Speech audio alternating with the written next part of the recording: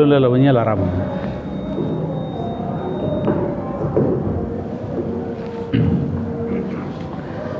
Assalamualaikum warahmatullahi wabarakatuh.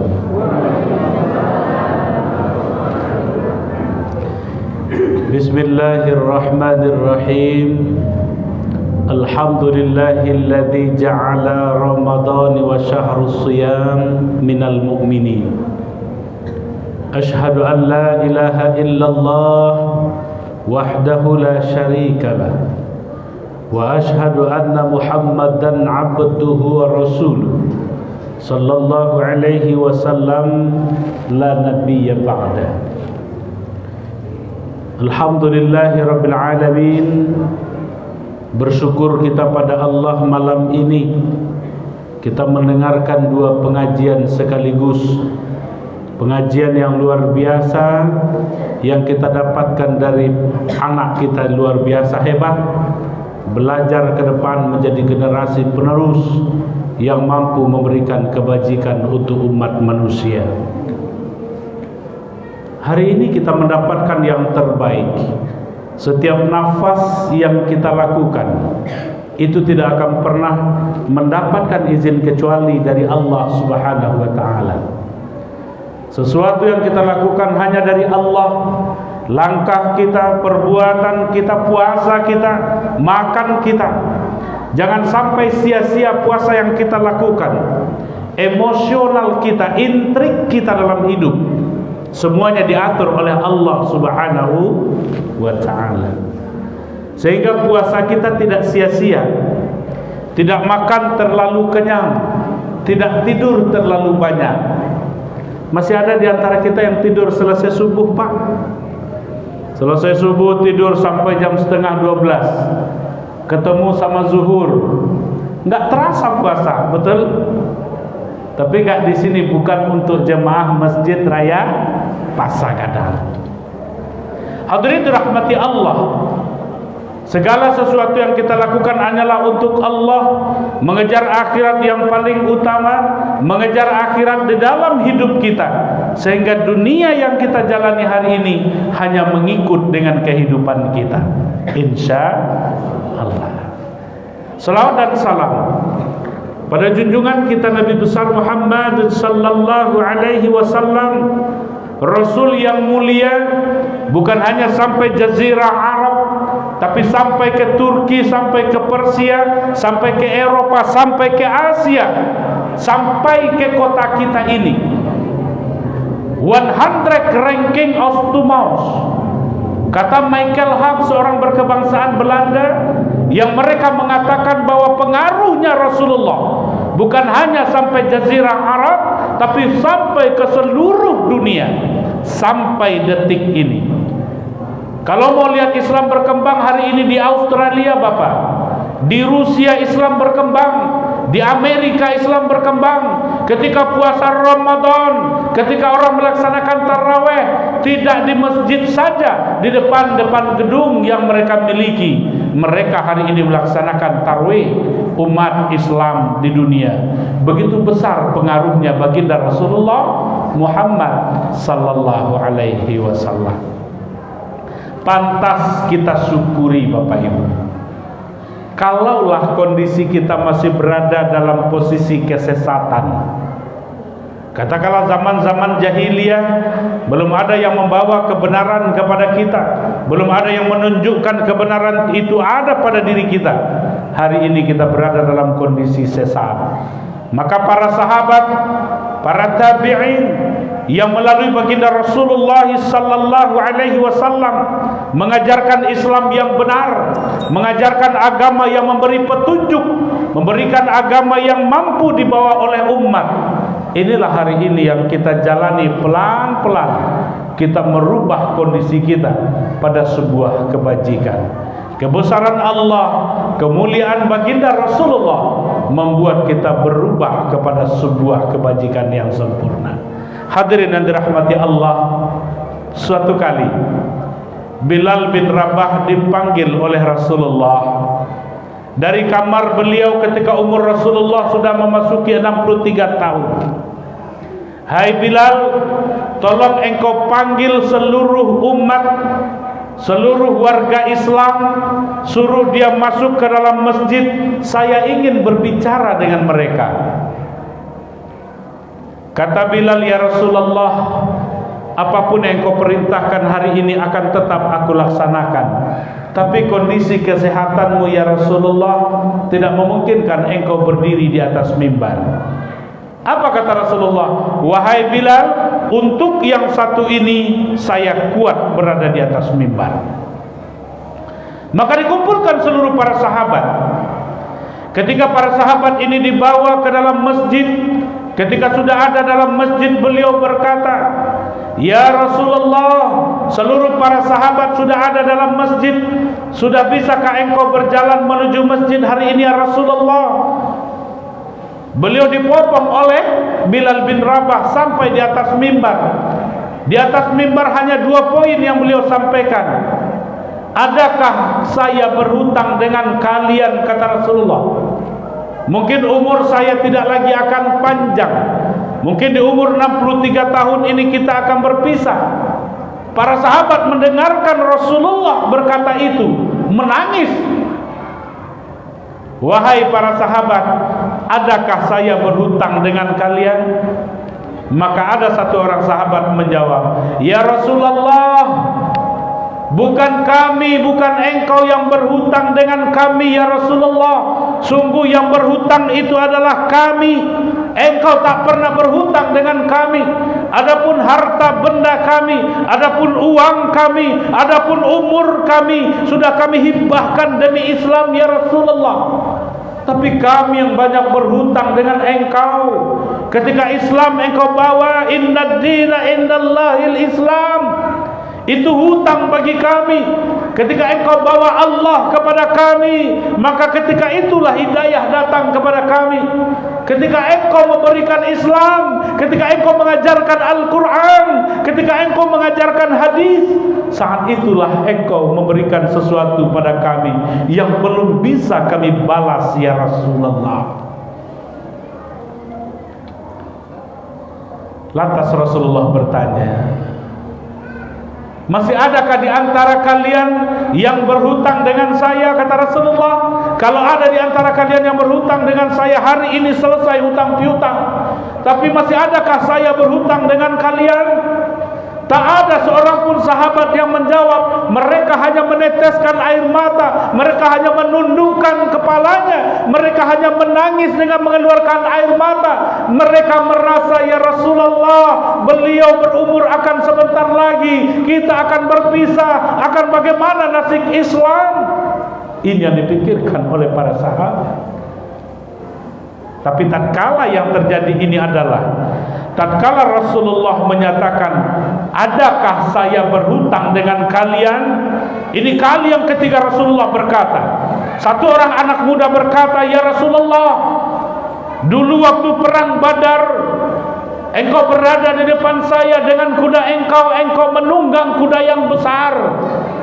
Engkau memakai cambuk untuk memukul kuda engkau ya Rasulullah. Tapi tatkala engkau memukulkan kuda engkau dengan cambuk, bukan kuda yang kena, tapi punggung saya yang kena dengan cambuk itu. Apakah itu boleh dikatakan hutang ya Rasulullah? Maka Rasul menjawab, oh, kalau begitu itu adalah hutang. Kalau begitu harus dibayar, wajib dibayar. Apa yang terjadi ibu bapak? Sehingga Bilal bin Rabah disuruh mengambil cambuk melalui Fatimah. Fatimah, kata ayanda, kata baginda Rasulullah, ambilkan cambuk. Maka diambilkan cambuk, namun Fatimah berteriak, wahai Bilal, buat apa? Ayahku dalam keadaan sakit, masa dicambuk? Tidak, ini perintah Rasulullah. Maka dibawalah cambuk, diberikan kepada anak muda tadi, wahai fulan, engkau pukul saya, kata Rasulullah, balaskan apa yang pernah saya pukulkan kepada engkau. Ya Rasul, turunlah engkau dari mimbar. Dulu waktu engkau memukulkan cambuk itu ke punggungku, aku tidak pakai baju ya Rasulullah, aku telanjang. Maka hari ini aku mau memukulkan cambuk ini, tolong engkau buka baju engkau ya Rasulullah. Maka Rasul membuka baju. Tapi para sahabat berdiri, wahai Rasulullah, biar kami yang membayar utang yang satu ini, biar kami yang kena cambuk, kami tidak ridho engkau tergores oleh anak muda ini, kami tidak ridho engkau terpukul oleh anak muda ini, kami mencintai engkau ya Rasulullah. Kenapa ada satu orang yang mau membayarkan hutang? Sahabat tidak sanggup menahan air mata, tapi Umar bin Khattab mengeluarkan pedangnya. Barang siapa yang berani menyentuh Rasulullah, lehernya adalah taruhanku bagi Umar bin Khattab. Kata Rasulullah, biar saya yang menyelesaikan persoalan ini. Maka apa yang terjadi ibu bapak? Ketika Rasulullah turun dari mimbar, beliau membuka baju kebesaran beliau, membuka jubah, membuka gamis beliau, membuka sorban. Kelihatan badan tua rentanya Rasulullah di umur 63 tahun. Beliau berkata, balaskan dan bayarkan hutangku wahai sahabatku, pukul badanku. Ketika dipukulkan, ketika dibuka baju Rasulullah, dia juga membuka bajunya, dia melemparkan cambuknya, dan dia mengejar Rasulullah, dan dia memeluk Rasulullah. Saya mencintaimu ya Rasulullah, saya tidak ingin memukul engkau. Tadinya hanya dari kejauhan aku melihat engkau, hari ini aku bisa memelukmu ya Rasulullah. Menangis para sahabat mendengar dan melihat begitu cintanya umat pada Rasulullah. Hadirin yang dirahmati Allah, apa yang bisa kita kutip dari cerita Bilal bersama Rasul ini? Ternyata dengan hutang piutang Rasulullah sangat berhati-hati di dalam hidup. Maka jangan ragu Bapak Ibu, kalau hari ini masih ada di antara kita yang mengulur-ngulur hutang. Imam Bukhari di dalam sebuah hadisnya menyatakan, barang siapa yang mengulur-ngulur hutangnya sementara dia mampu membayarkan hutangnya, maka dia adalah seorang yang berbuat zalim di dalam kehidupan mereka. Maka pengajian malam ini mengajak kita di bulan suci Ramadan. Andai kata kita memiliki hutang piutang, maka ada sesuatu yang diajarkan oleh baginda Rasulullah, hitung hartamu. Maka pada waktu itu keluarkan dia, keluarkan sebagian dari hartamu yang menjadi bagian buat orang lain. Apa yang diceritakan oleh Ananda kita tadi, ada seorang ibu yang sampai di rumah minum air tercekuk kemudian meninggal. Itu tidak jarang terjadi. 1 juta dia sedekahkan 100.000, 900.000 milik orang yang tinggal, tapi 100.000 baru menjadi miliknya, karena itu yang diserahkan kepada Allah. Ibu bapak hadirin dirahmati Allah, beberapa hari yang lalu saya di Kalimantan Tengah dan mendengar berita dari sahabat-sahabat dari Bone. Mereka yang masuk Islam satu pulau, dan Al-Qur'annya seperti ini, 80.000 Al-Quran, satu truk kita antarkan ke sana melalui Badan Wakaf Al-Quran. Dulu waktu Ustadz pernah ceramah di masjid ini, ada beberapa orang yang pernah memberikan wakaf Al-Quran.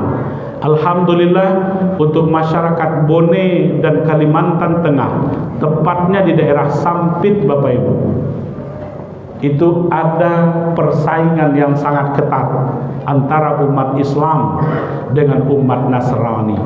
Maka Bapak Ibu semua, sampai pendistribusian kita masih tetap memberikan pengawalan dan mengirim ustaz untuk sampai di daerah itu. Maka Bapak Ibu hadirin dan dirahmati Allah, barang siapa yang menanam padi, yakinlah rumput pasti tumbuh. Tapi barang siapa yang menanam rumput, jangan pernah bermimpi tumbuh padi. Hari ini Ustadz mengajak kita sekali lagi, kalau ada di antara kita yang masih mau mewakafkan Al-Quran, Al-Qurannya yang ada di rumah, atau melalui rekening juga boleh, atau melalui uang juga boleh, cash. Satu Al-Quran ini kita patok 100.000 sampai pada proses pendistribusian. malam ini dan tadi pagi saya di Jami' Al-Kamil, itu 51 Al-Quran, dan alhamdulillah selama 3 hari di Kota Padang sudah 160 Al-Quran yang insyaallah kita antarkan ke daerah Bone. Mudah-mudahan ibu-ibu bapak-bapak yang ada di masjid ini Ramadan kita punya kesempatan untuk memberikan wakaf Al-Quran. Dan di Jakarta hari ini masih ada sekitar 1 ton baju yang akan kita antarkan, tapi belum sempat kita distribusikan. Mudah-mudahan kita sempat untuk membagikannya kepada umat Islam yang membutuhkan. Dan bagi ibu-ibu bapak-bapak yang mau berwakaf, silakan. Boleh 1 orang 2 Al-Quran, 1 orang 10 Al-Quran, boleh. Dan saya juga sudah sampaikan beberapa hari yang lalu, dan insyaallah ini Ramadan kita punya kesempatan untuk memberikan wakaf Al-Quran. Mudah-mudahan apa yang kita sampaikan malam ini dengan kecintaan kita kepada baginda Rasulullah sallallahu alaihi wasallam melalui Al-Quran, melalui badan wakaf Al-Quran, kita salurkan semuanya, kita bisa membagi dan berbagi dengan umat Islam.